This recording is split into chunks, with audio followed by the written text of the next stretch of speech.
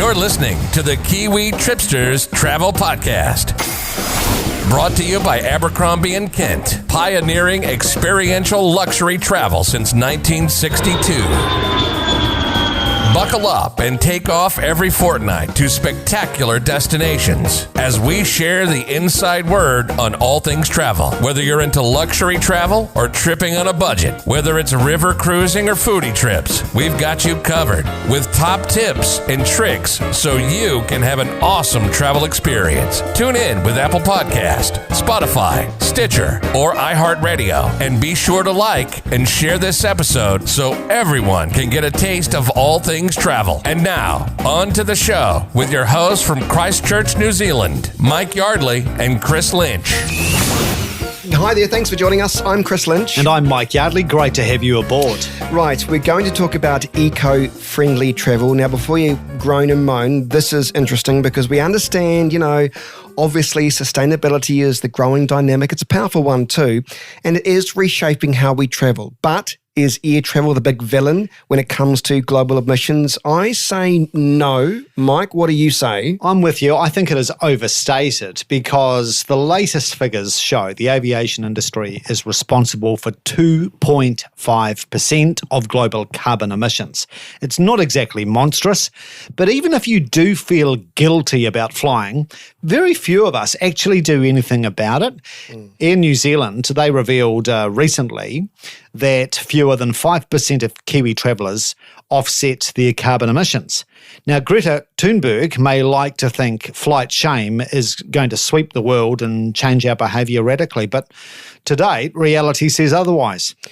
Interesting you talk about this whole carbon credits. I have never ticked the box that said, would you like to do the carbon credit thing? Because I just don't think that's going to change the temperature of the planet. Am I being a bit too mean-spirited here? Well, possibly, Chris. But I suppose the other option is she could go and plant a tree at home, couldn't she? In the backyard. Well, I suppose you could. You could take the do-it-yourself approach. Well, you could, I suppose.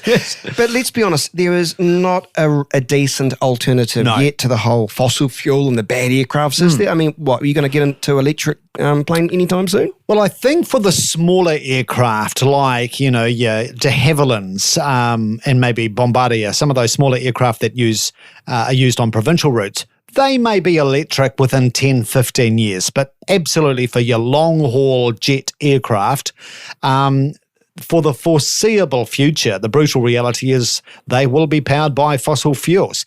But the amazing thing is, Chris, that, the jet aircraft rolling out of factories at Airbus or Boeing today, they are 80% more fuel efficient than, say, the jet planes of the 1960s, which I think is, staggering progress.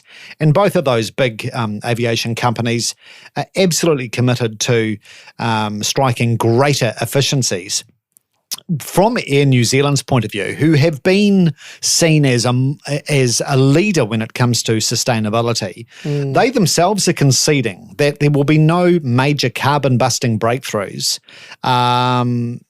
anytime soon. Aviation, biofuels, and hydrogen are probably the more likely long-term future for long-fuel jet aircraft, but that could easily be 10, 20 years away. Biofuels currently are 3 times the cost of jet fuel. So just on pure economics, it is not going to happen overnight. Some carriers are adding a blend of biofuel to their jet fuel mix. I know that Qantas was dabbling recently with biogas, which is derived from Ethiopian mustard seeds. But currently, it just does not stack up as a financially viable proposition. There are some aircrafts, though, I know that I've been flying on in recent times where they're trying to at least be seen to be doing something. I'd rather, at least they're giving it a go. And you've got some examples of that, the likes of plastic bags on bits and pieces, they're gone. Yeah. There are small changes, right? Yeah. That's true. Nothing wrong with that. I'll give them some credit for that, some carbon credits. Indeed. And I have become, just as an individual, far more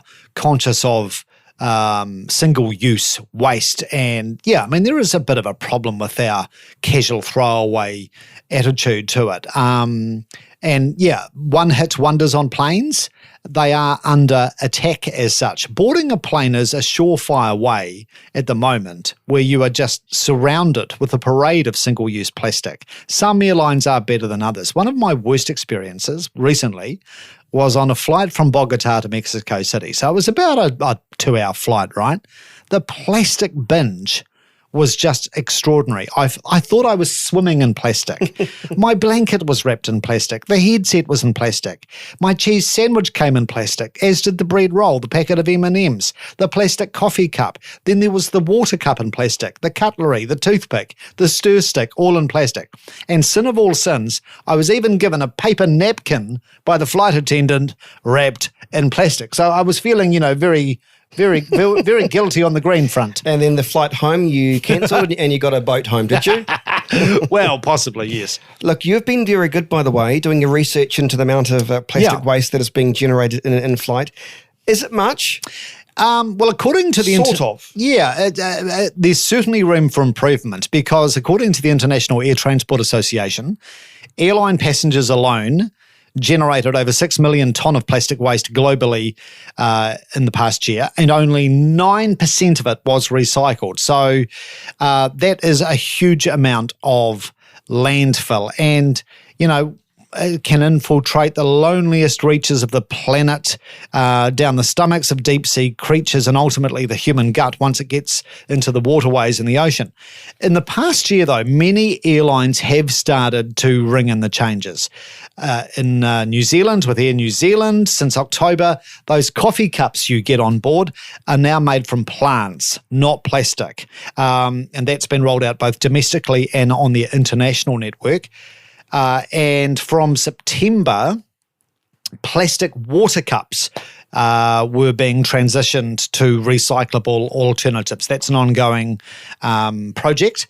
On an annual basis, Air New Zealand recently announced they currently chew through 44 million plastic cups. So with those reductions in plastic just, from the cups, that is a start, but there's still a long way to go. Okay, and I have noticed too, the whole plastic this and that and coffee cups at airports, they're trying to be more sustainable. I'll give them some carbon credits for that too. Yeah, well, one of the really topical concerns is single-use plastic water bottles that people will buy in an airport after they've gone through security, right? So they'll go to some outlet, probably be charged some exorbitant price for their single-use water plastic bottle, then board the plane. Now, San Francisco Airport in August, they have banned any airport retailers from selling plastic water bottles. Christchurch Airport is thinking about it. And I say fair enough, because I have made an absolute point of when I am preparing to travel, I ensure I take with me a reusable aluminium water bottle that I will refill as needed as I go. Yeah, good on you. It's not hard, is it? It's not hard. No, and look, there's nothing wrong with trying to minimise your own waste. I try to do the same thing now. I'm a bit more cognizant of not getting, the plastic water bottle every 5 minutes now. I'm trying. Yeah. And I think we can all make a contribution on that front to just, curb this single-use craze. Every time I visit the likes of Bali or Vietnam or Thailand, I feel sick. If you wander away from the prime tourist areas particularly, you go along the shoreline, it is just awash in this stew of plastic rubbish. It is horrific. But even in Christchurch, when I'm taking a walk along the Heathcote or the Avon, it amazes me how often I will spot plastic crap floating in the water, and that is bound for the Pacific Ocean. So that is bound for those deep sea creatures that, supposedly we are all concerned about. I've noticed now every hotel that I go to, there is always something about trying to be more sustainable, whether it's with the soaps, whether it's with the bedding. They want you to be conscious. Part of me thinks, though, are they just saying that because they're too lazy? Are they too lazy to remake the bed? Come on. Well, it does have that benefit, doesn't it, in terms of less labour. One big trend that emerged this year, and it's really taken hold, is hotel chains taking aim at single-use bathroom amenities. Now, at some of the fancier hotels, you will find those silly little single-use shampoo, conditioner, and body gel bottles. Well, they are being phased out by the likes of Marriott, IHG, and Hyatt. They are all saying they'll be gone, completely gone within 2 years. And now the pressure is on other hotel chains to ditch what are increasingly being seen as wasteful fripperies in favour of refillable dispensers. Nothing wrong with that. I was in what they call, one of New Zealand's first sustainable hotels based in Queenstown. You can't get those sort of wee sachets of anything anymore. It's just basically a push. A dispenser. Nothing wrong with it. I thought that's a good idea. Yeah. There are a lot of other eco-friendly ideas for the so-called more mindful traveller though, right? I think so. I mean, if you do actually want to travel and make a positive impact, not leave a massive carbon footprint, one practical thing you can do is support local conservation projects in the destination that you are tripping to. For example, when I was in Sarawak in Borneo this year, I made a point of visiting one of the orangutan rehabilitation sanctuaries where I made a donation, and you do feel good for it. You think, yep, me coming here has made a contribution to a positive endeavour. Sleeping green, when it comes to places to stay while away, you can easily do research, obviously, online and find out what are that hotel's environmentally friendly practices. Are they into solar panels? Are they into composting? I know. And it's interesting what you just referred to before about making the bed. The other big thing, which has now become very commonplace, hotel towels and linen. Do you want it changed every day? Yes, I do want it changed every day, thank you. So you want a fresh towel every day, Chris? I want a fresh towel every second. Oh, that's shameless. Would you have a fresh towel at home every day? Or would you use the same towel for a week? No, I would have a fresh towel every day. Ooh, I change my towels every day, thank you. Are you that dirty? No, I'm not. I'm that clean. Thank you very much. Oh, okay. Can I just say, you just reminded me of something. Did you know? I watched a documentary the other day on TV. Many of the soaps in Las Vegas hotels, did you know they're recycled? They boil them up and recycle them. Supposedly. You didn't know that one, did you? Do you believe they really do, or do they just say that? No, I don't believe it. The most consumerism city on the planet? I doubt it. But anyway. Exactly. Couple of other tips, by the way. Go independent when you travel. So use a local tour guide. When I say go independent, use the local tour guides. Don't use some great big multinational company that has their guides from a country, many miles away from where you're traveling to. Sensible sightseeing. Now, I know this may sound like I'm stating the obvious, but don't litter. It's amazing how many new people who come to New Zealand don't actually see a problem with littering our country. Don't litter. If you're planning on going snorkeling, choose a sunscreen that is not going to wreck the coral reef. Don't touch the coral. So there are some, really sensible, quite simple things you can do to help the cause. Yeah, listen to you being the big eco-traveller, Mike. Thank you very much, Chris. Well, keeping with Mike Yardley's obsession with being environmentally friendly, which is a bit of a turnaround for Mike, actually, isn't it? I'm just trying to do my bit. There's nothing wrong with it. I'm just taking the mickey because I can.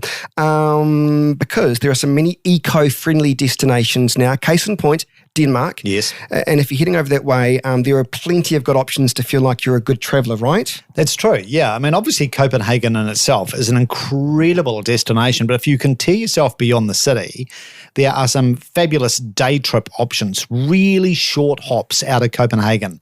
And I would sort of liken it to the Danish pastries of day trips. They're all short and sweet. And there is something novel for Kiwis in the fact that Copenhagen is based on the landmass of our namesake, Zealand. So you can rev up the curiosity exploring the likes of North Zealand and West Zealand from Copenhagen. Sweden's quite close by too, isn't it? It's super close. And obviously, being a self-confessed train spotter, I would definitely recommend taking a ride over the water from Copenhagen. It's just a 40-minute ride on the train to Sweden's southern city of Malmö. And it's connected by this absolutely sensational piece of engineering, the Öresund Bridge. It's a 16-kilometre long tunnel and bridge combo which spans the strait between the two countries. It's a transportation marvel, even though it's been eclipsed by some even more daring sea bridges like the one that now connects Hong Kong to Macau. That looks amazing. I was in Hong Kong when that was still being constructed, and I'm adamant that when I returned from one part to another part, that was like 50% more was done. It's amazing how they work over there. Yeah. Now listen, where should fans of Hans Christian Andersen head? Well, 90 minutes west of Copenhagen, I went to Odense, which was his birthplace, and you can visit the houses he lived in. Many of the locations that inspired some of his fairy tales are there in, vivid 4D. It's a stunningly cute town, and the Andersen Museum vividly walks you through his life and his masterly writings. As an aside, Odense is also the resting place of King Canute, who was killed just a stone's throw from the cathedral, and you can actually see his skeleton, King Canute's skeleton, in the crypt of the cathedral. Now, you've got a bit of a nice take on the castles there. Some of them look quite fairy tale-like, eh? They do. There's a stash of very regal real estate in Copenhagen, but also just beyond the city limits. Denmark's answer to Versailles is definitely Frederiksborg Castle. It's got the frothy fountains like Versailles. It's only 40 minutes away from Copenhagen. It's lakeside, very dreamy, straight out of a Hans Christian story. And further up the line in Helsingør, you've got Kronborg Castle. Now, fans of Shakespeare will know this castle because it was cast by Shakespeare as Hamlet's Lear. The bard actually never visited the site, Kronborg Castle, but he nailed its somber spirit brilliantly. I noticed there were no fireplaces in Kronborg Castle, and apparently it was an oversight by the royal architects. He forgot about the fireplaces.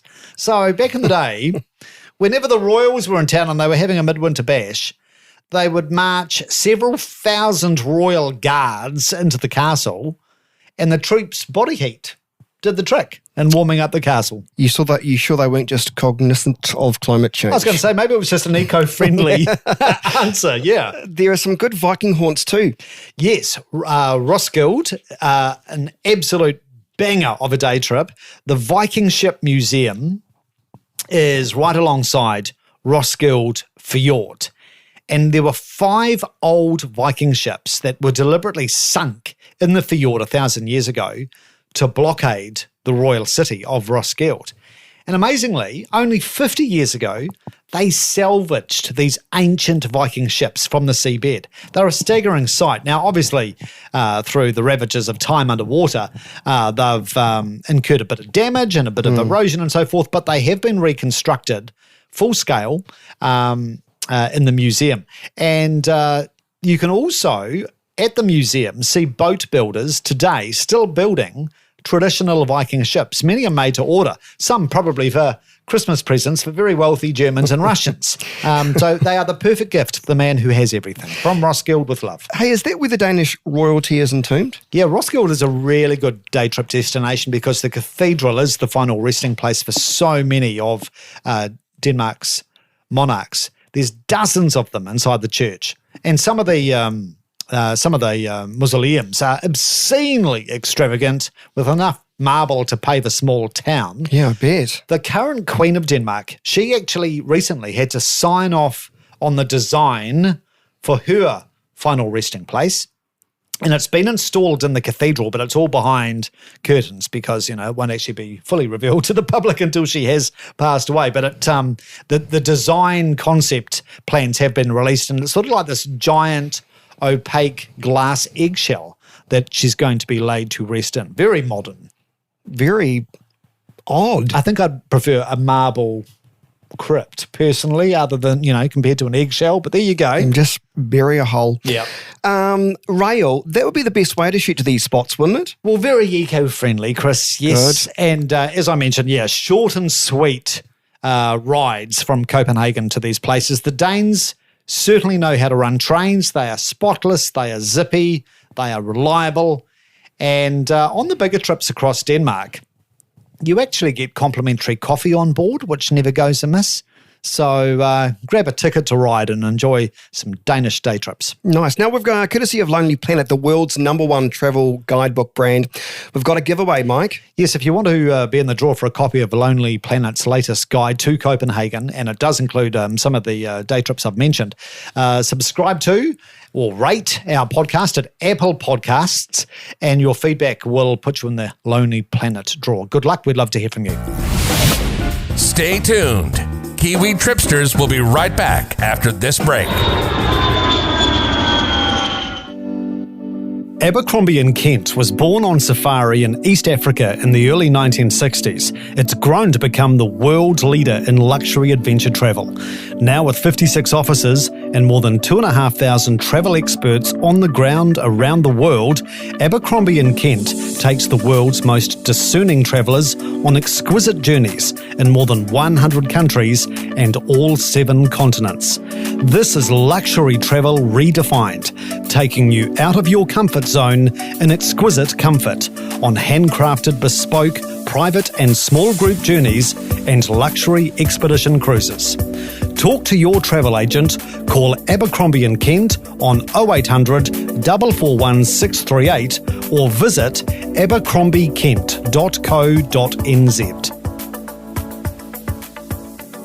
It's Aloha time, and if you're heading to Oahu, the ultimate taste of the North Shore would have to be the Dole Whip, wouldn't it? Oh my goodness. I would just go to the Hawaiian Islands for Dole Whip. It's so good.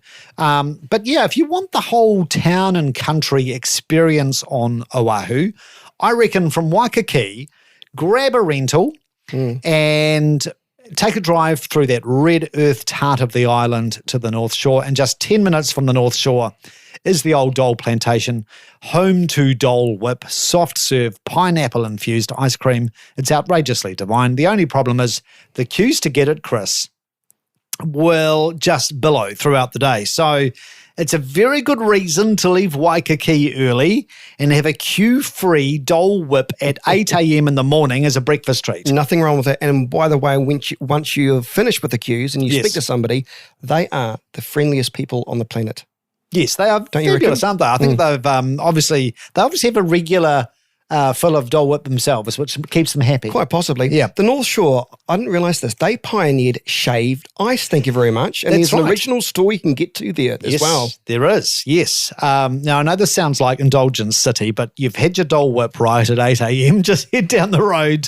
And the pioneer of Hawaiian snow cones, shave ice, is Matsumoto Shave Ice. And the original store is in Haleiwa, Hawaii's surf city on the North Shore. It's about 10 minutes from the Dole Plantation.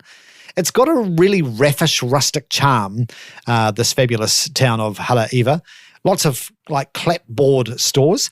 Matsumoto has been there for nearly 70 years, and the crowds just never stop swamping their store. Bit like the Dole Whip, once you hit midday, 1 o'clock, 2 o'clock in the afternoon, it's just crazy the number of people who are lined up for that bowl of crushed ice with all of those stripes of syrup. I actually found it a bit too sweet. Did you ever try Spam when you're over there? In a can? Yeah. Spam in a can? I did. What did you think? Just sort of tastes like mushed up ham, really, doesn't it? Yeah. I think wasn't it originally made for the soldiers? Oh, yeah. Anyway, surf and sea. I mean, this is the ultimate, isn't it? It's incredible. So once you've been to Matsumoto in Haleiwa, surf and sea is about 150, 200 meters down the road, and this is like, for a surfie, a world shrine. This store, Surf and Sea. It's a really historic building, faded yellow coloured, and it actually began life as Hawaii's first resort hotel. After World War II, it became this surf and dive shop, and it's like an emporium. It's a museum-worthy emporium because the merchandise mixes it with amazing memorabilia like the Duke's final fiberglass surfboard. And I met the owner of Surf and Sea, Joe Green. He's been running it for decades. This guy's a treasure, and he's also a master ukulele maker. All handmade from native recycled wood. He gave me a crash course in playing the ukulele in store, which was very embarrassing. I was a disaster. But the instruments themselves are stunning. What is so striking, by the way, about Turtle Bay? Yeah, I never got to go there. Yeah, it's on the North Shore, not far from Haleiwa, Turtle Bay. I just like its elemental magnificence. You feel like you're at one with nature. Yeah. And if you want that sort of front row perch on the North Shore's famed big wave action, this place cannot be beaten. The resort itself at Turtle Bay, it's been ingeniously designed, so it's positioned right on the edge of a point, and you've got those pounding waves smashing ashore on either side of the hotel. So you actually feel like you're in the sea or on a ship. It is magnificent. And because the hotel has been deliberately built on a westward tilt, the sunsets are just pure theatre. Now, can I ask about the bakeries? Because it's world famous for bakeries there, eh? Absolutely. They know how to bake. They have got some amazing bakeries, and you do not want to go home without trying a lilikoi roll. North Shore bakeries, I would have to say, I think they are out of the box. Now, close to Turtle Bay, at the Hukalau marketplace, I went to Auntie Emily's bakery for one of these lilikoi rolls. They are like this super light pastry slathered in passion fruit icing. They're just delightful. And also close to Haleiwa, there's a really old hole-in-the-wall bakery called Pa'ala'akai.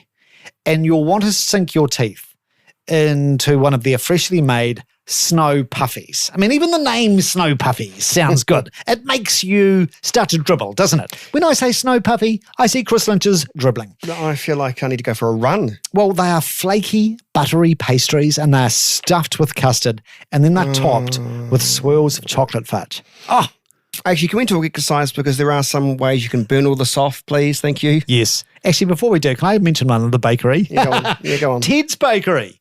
Now, you've got to go to Ted's after you've had a run for a chocolate haupia pie. It's chocolatey, nutty, and encrusted with macadamias. It is very sinful, calorific overload. But yes, you are going to need to burn it all off.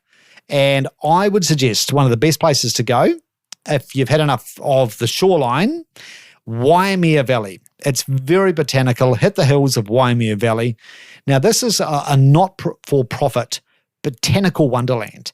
And they've got lots of archaeological sites dedicated to old Hawaiian gods at Waimea Valley. It's quite steep, so you'll get a really good workout, but it's really enriching, and they've got a kick-ass waterfall at the end of the track to cool off in.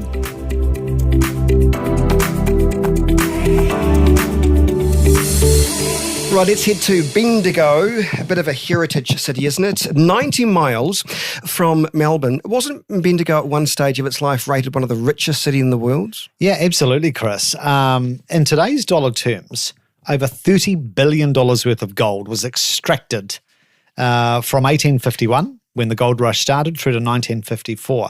And it's incredible, really, because, back in even the 1870s, Bendigo was still a tent town, but it just dramatically transformed into this grand gold city of architectural bling, all because of their rich gold finds. It is beautiful, and that means, I would say, the gold rush was responsible for some of their incredible architecture that's very unique to this region that you don't see in other cities across Australia. That's very, very true. Yeah, I mean, governments, banks and miners, they ploughed their riches back into the town, which was fantastic.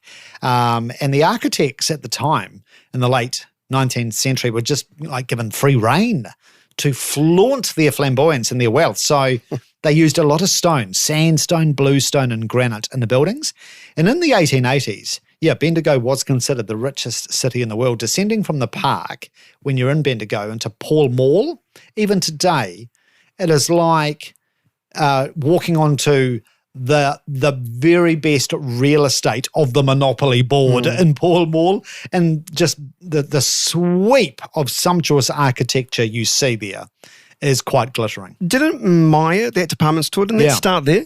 Yeah, Sidney Myer of department store fame, he founded his emporium actually from a street cart in Bendigo. He would take the street cart door to door, and then obviously, yes, the department stores followed the more portable retail practice. Something else which I found really interesting is the former post office which is now the visitor centre in Bendigo. It's been built in like French Renaissance style. It looks like something out of Paris. And it's got this soaring clock tower, which houses Bendigo's version of Big Ben. And when the opera singer Dame Nellie Melba was staying in Bendigo at the Hotel Shamrock across the road, the chiming of the bells every 15 minutes kept her awake. So in a bid to keep the diva, Dame Nellie Melba, to keep her happy, the chimes fell silent, and ever since then, the bells have stopped ringing at 11 o'clock, so no one has kept awake. Thank goodness for that. Yes. It's a beautiful looking city. I wonder if this is part of what they're trying to market more of, because I haven't even really heard of it, to be honest. Yeah, but it's very beautiful. But it's only about 90 minutes from Melbourne. So yeah, it's a regional city of Victoria, but booming in population. A lot of people in Melbourne are cashing up, selling up, and shifting to Bendigo because it's a better quality of life. So it's the retirement city, do you think? A lot of young people as well. Yeah. 100,000 population there. Yeah. Now, I noticed too, they've got a tram. That kind of reminds me a little bit about Christchurch, but probably the only thing. Yep. Tell me about their talking trams. Yeah, these are actually really famous, the vintage talking tram. And it actually gives you a really good sort of overview of the city's dramatic rise from a tent town on the back of the world's richest goldfields. It's a hop-on, hop-off tour. So you can zip your way around all of the great sites in Bendigo. And yeah, it's a talking tram, as in it's got a commentary on board. But all of these trams are very, very old. And the amazing thing in Bendigo is the tram depot is where all of the trams from all over Australia are restored. It's like Tram Hospital. They go there to be restored to their former glory. So it's a really venerable depot. Speaking of all of this, did you even get a chance to check out some of the gold mines? Yeah, I took a tour down into the depths of the earth at Central Deborah Gold Mine, and this was the last commercial mine to operate in Bendigo. And they've got a whole lot of different tours, including, I love this one, the 9 Levels of Darkness. Dun, dun, dun, dun. And this is Australia's deepest underground mining tour. So you actually go about over 200 metres, 228 metres underground. It's deep, it's dark, it's dirty, it's damn cold, but you are kitted out in overalls and you get your hard hat and a miner's lamp. And it does actually give you a very instructive insight into the harsh conditions, that damp coldness that the workers had to endure there. There's a labyrinth of tunnels, and it's the profound silence underground that really struck me, Chris. Now that gold mine, Central Deborah, the last big one in Bendigo, that closed in 1954, and many of the staff and the tour guides are the grandchildren of the original Central Deborah miners. So legacies live on. What is the deal with the Sandhurst Jail? This is incredible. The Sandhurst Jail is now known as Ulaanbaatar Theatre. And what they've done is they integrated this glorious new theatre into the former Sandhurst Jail. And during the restoration and construction project of the theatre, the workers discovered a secret underground tunnel that was once used to transport prisoners. Several inmates were hanged for murder within this really austere Victorian-style prison. Now, the prison closed in 2006, and what they've done with the theatre is they've created this remarkably compelling entrance, whereby the main entrance is like the corridor right through one of the main wings of the old archaic prison. So you walk past all of these old austere jail cells. You can see the graffiti from the last century in these cells. And because the main corridor past these cells is paved in bluestone, the sound of your footsteps reverberates through the wing, which is a very evocative reminder of its previous life. Many original elements of the prison remain, including the jail's gallows, and there's a trap-doored platform between the two walkways in the upper tier where people were hanged. And the box office is very close to where the inmates were executed. So it's a really interesting theatre to check out for its history. Now, this town town or city, no, I call it a town, it's quite famous for pottery. There's some beautiful looking designs there, and there's a kind of a lovely working pottery there, right? Did you get a chance to visit that? I did. So it's just on the approach to Bendigo, about 5 minutes out of the city, Bendigo Pottery. It's Australia's oldest working pottery. It's got a fascinating backstory, Chris, because it was established in 1858 by a Scottish settler who had been lured to Bendigo by the chance to make it rich and, strike it lucky with the gold rush. And as he was digging, he didn't find any gold, but he struck the jackpot with clay. And this is a fella called George Guthrie. So he stumbled upon this huge clay deposit, absolutely perfect for making ceramics. And he was, like, as I say, from Scotland. So he was very mindful of the grand potteries of 19th century Britain, thinking, well, perhaps that might be a starter for 10 in Bendigo. And to cut a long story short, it absolutely boomed. And the pottery still continues today. They've got the most amazing dome-shaped wood-fired kilns and an incredible amount of art. They've also brought in a lot more other types of art to the site. So it's sort of like an artistic emporium now, but a fabulous place to visit. You do a Google search, it's some beautiful pottery, it really is. Listen, we're out of time. Thank you so much for joining us. We'd love to get your feedback, and thank you so much for some of your feedback that's been coming through thick and fast. We appreciate it. All our show notes are available on the website kiwitripsters.co.nz. Special thanks to Abercrombie and Kent as well. A new episode of Kiwi Tripsters will be released in a couple of weeks' time. Be sure to subscribe to our channel on Apple Podcasts. And also, of course, we'd like you to rate us on Apple Podcasts too. Now, before we go, it is the season, so allow me to wish you a very Merry Christmas and a Happy New Year. Are you doing much for Christmas, Chris? I'm going to stay around across New Zealand. Usually I like to go away, but I'm going to stick here in New Zealand. Did you get all your Christmas shopping done in time? I did. I did mine in November. All of it in November. Really? Very proud of that. Did you take advantage of Black Friday at the end of November? No. Oh, you haven't submitted to that great American commercial craze. No, we'll do Boxing Day instead, the Boxing Day sales. Fantastic. Well, it's been great sharing the festive season with you on Kiwi Tripsters. Have a wonderful Christmas season. We will catch you in a fortnight for a fresh episode in 2020.